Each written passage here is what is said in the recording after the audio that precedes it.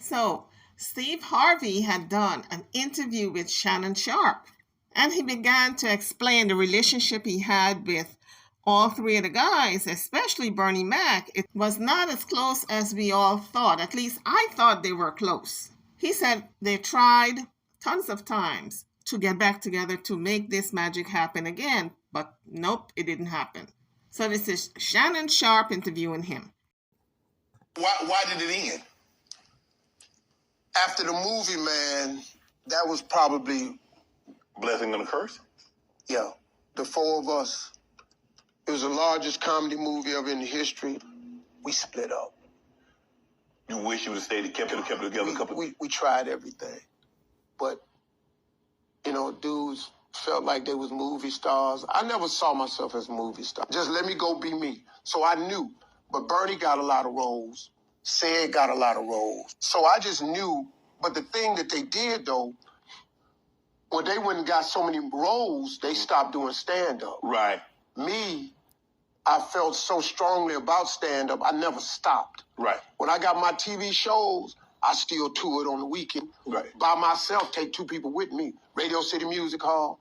I stayed right there while the guys was doing the movie. Now, you guys know it's been rumored that Steve was jealous of Bernie taking the role in Ocean's 11 and even called the producer to bump him off that movie and take his place. That's what a lot of people in the business said, including Cat Williams. So Steve Harvey attempts to explain why he and the guys had a strained relationship, especially Bernie Mac. They butted heads, and for this reason, he said, as he was explaining it to Shannon Sharp on the Shay Shay show. Posing behind these dudes is rough. So that's where we had our little... Is that where you and Bernie butted heads? That was our only odds. People who knew the relationship between Bernie and Steve said that's not true. They had other problems. But there was essentially a beef between Bernie Mac and Steve Harvey? Yes. That was D.L. Hughley confirming the beef between Bernie Mac and Steve Harvey. Bernie said in the GQ article that when he got Ocean's 11, Steve had reached out to the producer and said he thought he would be a better fit and tried to get the part. So Steve said he didn't want to be in movies, but yet he was reaching out trying to get Bernie's part. How conniving, how backstabbing. Steve, you're wrong for that. Felt like he didn't want to do it anymore. He was on his own path, and Steve. So that was our only odds. Because y'all got to give me a chance to win too. And they ain't never want to switch. So the whole year. So on the Club Shay Shay show, Steve never acknowledged that he tried to steal that part from Bernie, allegedly tried to steal the role from Bernie. But he said the only odds they had was when they wanted to decide or tried to decide who would go first and who would go last in the lineup when they did their comedy act. And other guys are saying that, no, that was not the only problem. There were other problems that they had. We did that, and then we brought in Guy Torry, and Guy Torry hosted the show. Next year, he added DL. Now we got a problem. We can't have 4 acts, because who gonna go last now? So the argument was, Steve, you going last again. I'm going, hell no. No, man, we all getting the same check. Dog, I'm out here working. It's hard to follow. Now I got to follow DL, Sid, and Bernie. So Bernie by himself. Mac, yeah. Mac was he was, of all of us, man, he was that boy could put some pressure on you. So I said, I'll tell you what I'll do. So then Walter said, well, why don't one of y'all host the show? Ain't nobody want to be the MC. My hand shot straight up. I got it. I'm hosting. Posing behind these dudes is rough. So that's where we had our little... So all these years, looking at these guys on stage, I thought they were the best of friends. I thought they were besties, not knowing they were at odds with each other. So here's some more from Club Shay Shay, Shannon Sharp. After the movie, man, that was probably... Blessing and a curse? Yeah. The four of us. It was the largest comedy movie ever in history. We split up. You wish you would have stayed, kept it together, could have kept it together a couple... We tried everything. But, dudes felt like they was movie stars. I never saw myself as a movie star. Just let me go be me. So I knew. But Bernie got a lot of roles. So Steve said he never saw himself as a movie star, but word on the curb is that he tried to steal that role from Bernie, the Ocean's 11 role, according to Cat Williams and some other colleagues of his. Said got a lot of roles. So I just knew. But the thing that they did, though, when they went and got so many roles, they stopped doing stand-up. Right. Me, I felt so strongly about stand-up, I never stopped. Right. When I got my TV shows, I still toured on the weekend. Right. By myself, take 2 people with me. Radio City Music Hall. I stayed right there while the guys was doing the movies. Did you guys know after Bernie died, Cat Williams was offered his part to stand in Bernie's shoe to be the 4th Kings of Comedy? Yes, to revive the tour and to bring him in, but he turned it down. This is the reason, his explanation, as he interviewed with Club Shay Shay. Comedy. Where did Kevin? No, they consider that. Oh, like when after Bernie left, them same 3 guys I'm telling you about, the Kings. Yeah. Right? Because DL is the greatest. Yeah. No DL slander gets tolerated. But they came to me. I was supposed to be the 4th king. I got the offer. Then what happened? But I turned it down. Why? Because you shit on Bernie. And I know the truth. You think I'm gonna let you shit on Bernie and then come get me? I'm the next king? Fuck you. Why? Because the whole time Bernie was here, you was acting like you was funnier than him. The reason you was supposed to go last is because it was your tour. Tell the truth. It was Steve's tour. Not it was going to be called the Kings of Comedy. It was Steve's tour. These are the guys opening for him. Of course, you got to close if it's your tour. That's why it was such a big deal. But you couldn't do it because you can't beat the best. And until you humble yourself, you will forever be kinged by the king. And because you finally did it, because you had no other choice, and now that he gone, you going to act like, he wanted to be a movie star. You stop it.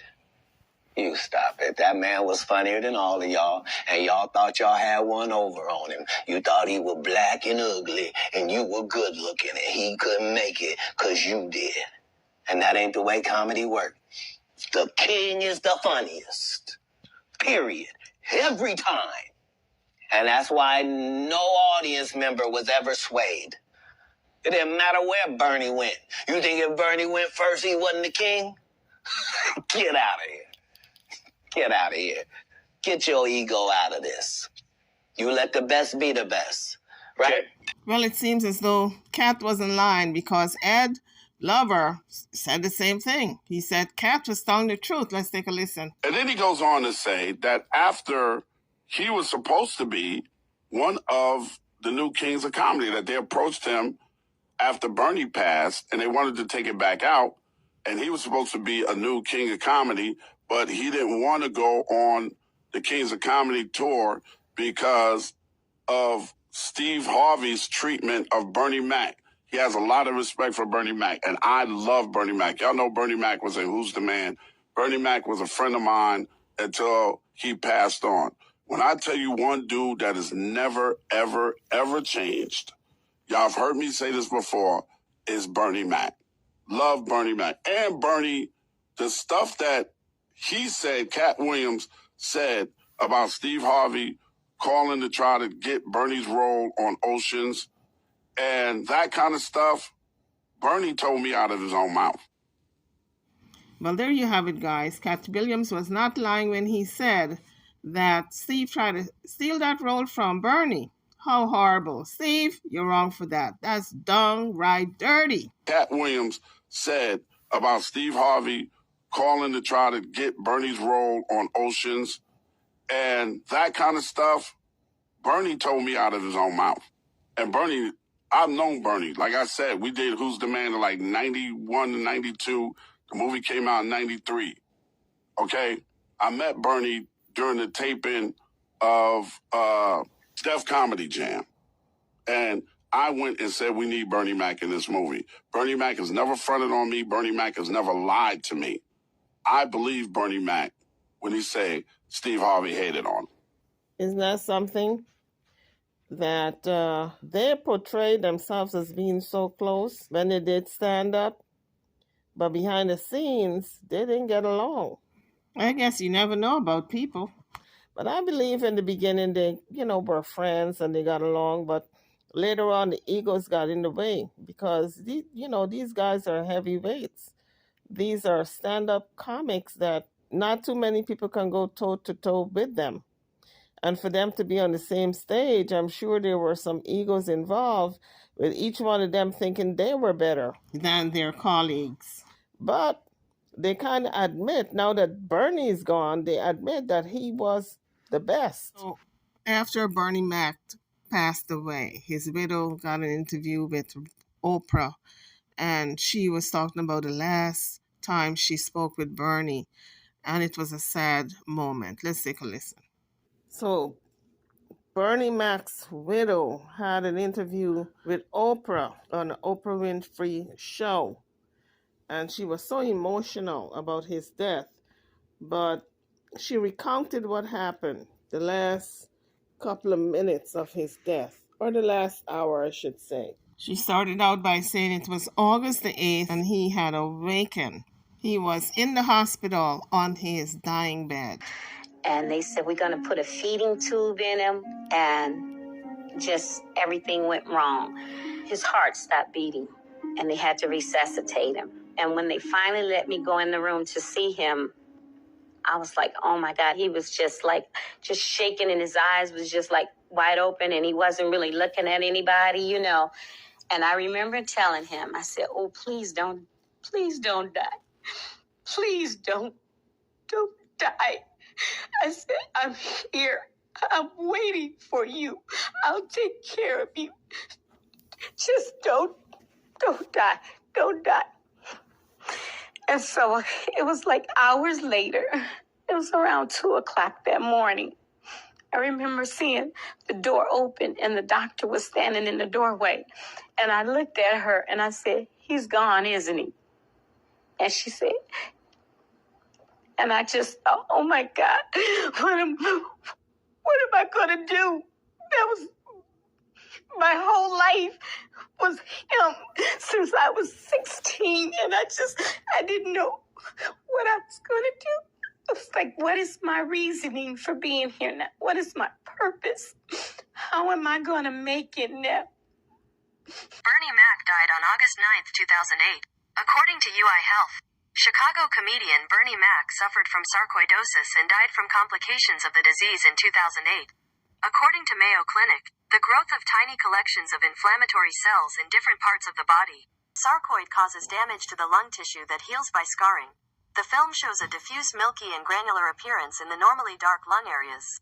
Outlook, prognosis. For most people, it's a temporary condition that goes away on its own or with treatment.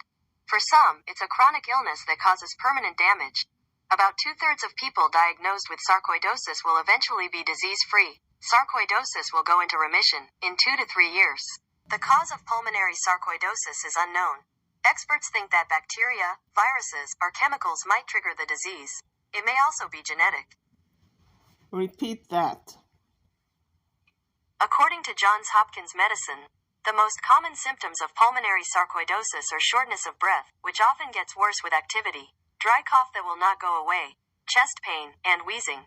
Treatment is generally done to control symptoms or to improve the function of organs affected by the disease. Steroids are often used. According to UI Health, sarcoidosis is an inflammatory disease that often attacks multiple organs, particularly the lungs and lymph nodes, and disproportionately affects African Americans. Chicago comedian Bernie Mac suffered from sarcoidosis and died from complications of the disease in 2008. So according to the Mayo Clinic, it disproportionately affects the African American community. So guys, take care of your health. If you have something to be concerned about regarding your health, whatever it is, a cough, chest pain, whatever it is, check it out with your doctor. Get diagnosed. Don't just leave it alone and sweep it under the rug. It could be something more serious. Rest in peace, Bernie Mac. On that note, I'm over and out. I'll catch you guys in the next one. Don't forget to hit the like bell and subscribe to the channel if you haven't done so as yet. Thank you for watching.